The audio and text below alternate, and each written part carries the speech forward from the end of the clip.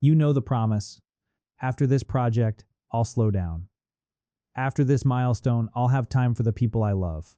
Almost everyone with a dream has made that promise. Almost nobody keeps it. And nobody shows where that road ends better than the man who created Apple, Steve Jobs. You know his success. What you probably don't know, he made his own daughter sleep on the floor. Is this just what ambition takes? This is the story of what it costs. Steve Jobs was born in 1955 and given up for adoption within days. His new parents weren't rich or educated. They were ordinary people who made one promise: to send him to college. When Steve made it to college, he only lasted 6 months before he dropped out. But he didn't leave. He stayed around campus, sleeping on dorm floors, and kept sneaking into one class: calligraphy, the art of beautiful writing.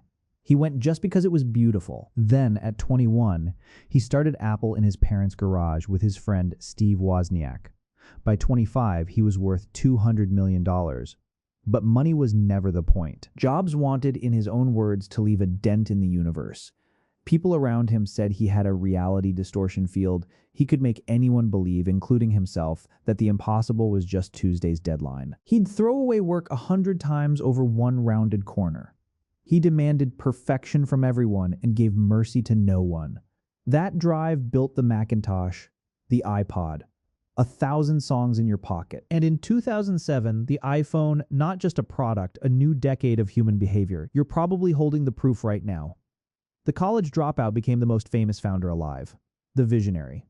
The showman. The man who was right when everyone else was wrong. That's the highlight reel. The version the world claps for, but life doesn't run on highlight reels. Here's the other side of the coin. Start with the people.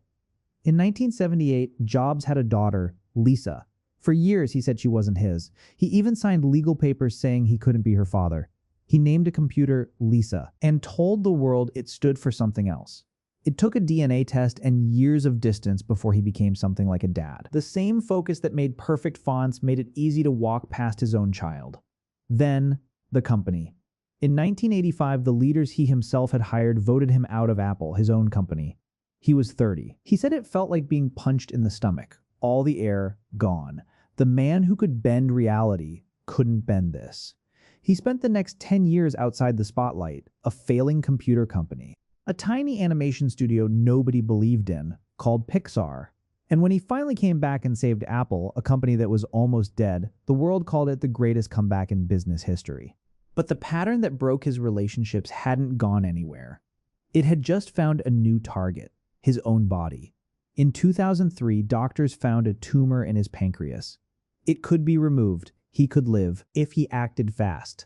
Jobs said no. For 9 months, he fought cancer with juice, herbs, and needles. The self-belief that told engineers, "You're wrong, I'm right," told his doctors the same thing. By the time he agreed to surgery, the cancer had spread.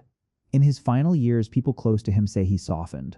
More time with his kids, more quiet moments. But some of that time he already knew he couldn't get back. October 5th, 2011. Steve Jobs died at 56. The world lost a visionary. His family lost a father who was, for a long time, hard to reach. Here's the thing most stories about him skip. His genius and his flaws weren't two different stories. They were the same story, two sides of the same coin. The obsession that rejected good enough rejected his own daughter. The self-belief that built the iPhone delayed his own cancer treatment. You don't get to keep the genius and remove the cost. Heads, you change the world. Tails, you lose parts of yourself and the people around you along the way. Here's the part nobody warns you about. The price of ambition doesn't come as one big bill. It's paid little by little, a missed dinner, a conversation cut short. A person who slowly stopped waiting for you to notice them. Nobody trades their family for their work in one big decision. They choose the office over the kitchen table one Tuesday at a time, until one day, the trade has already happened. Steve seemed to understand this at the end. The man who spent his whole life making perfect products spent his final months looking at the people around him instead. Because even the reality distortion field bends to time. So the lesson isn't don't be ambitious. Ambition built the phone in your hand. But ambition always sends a bill. The lesson is know what you're actually paying. Because you will pay for who you become. And the only question is whether you chose the price or found out too late.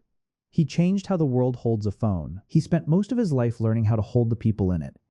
If this made you think about your own ambition, subscribe. We tell one of these every week. Who should we cover next?